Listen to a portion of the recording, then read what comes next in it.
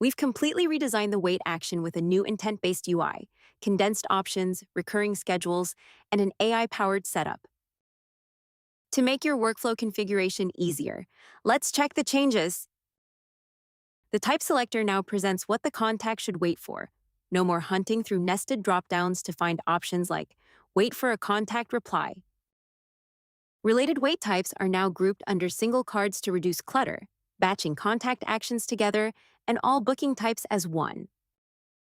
A CTA at the top of the wait action lets you define your desired wait behavior, so the AI Builder agent generates a configured wait action card.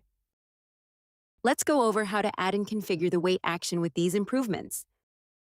Head to the Workflows tab inside the Automation section and edit or create a new workflow.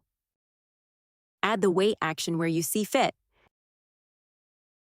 Select your desired intent or use a setup with AI to be recommended an option.